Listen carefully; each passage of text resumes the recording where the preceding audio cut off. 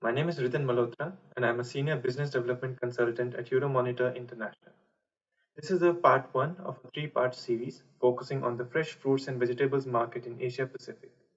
In this series, we will be looking at the key demographic drivers and the factors which influence the lifestyles of the demographic segments in choosing between fresh fruits and vegetables compared to processed food, and what opportunities it presents for the industry.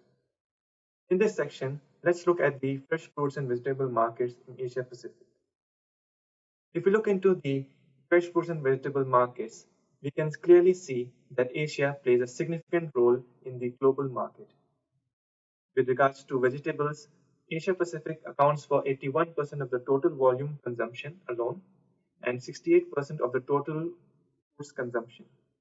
A large part contributing to this is emerging markets in Asia like India, China.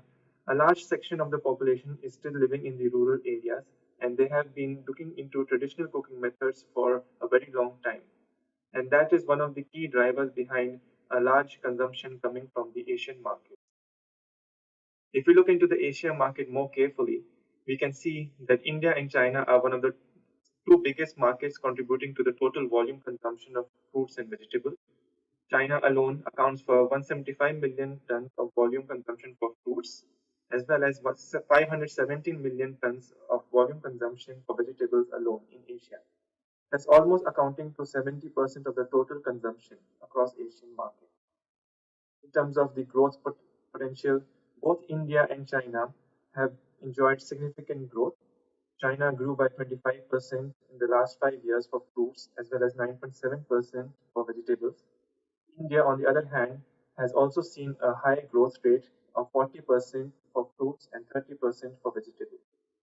If we look into other key markets for Asia, we can see that countries like Indonesia, Philippines, Thailand, as well as Vietnam have also seen a good growth for both fruit and vegetables.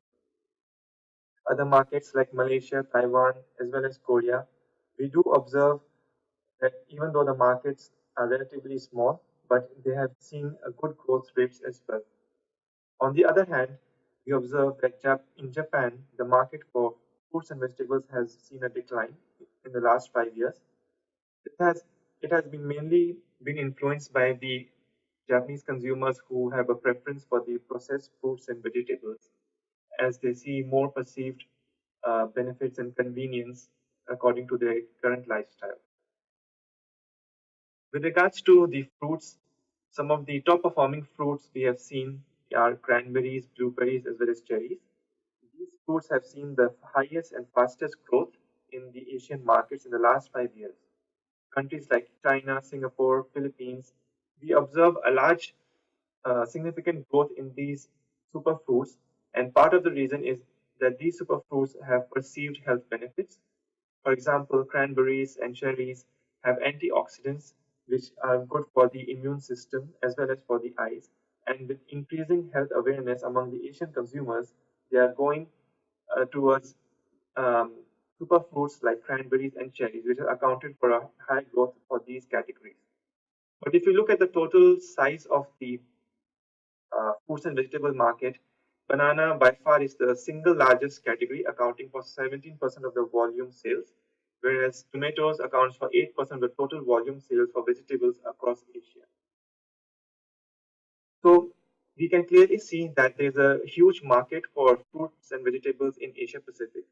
And in the next series, we'll be looking into what are the key demographic segments that we can target as producers, and what are the opportunities based on their current lifestyle choices that we can look at for increasing the consumption of fresh fruits and vegetables in Asia. This concludes the first part of the series. Thank you for listening.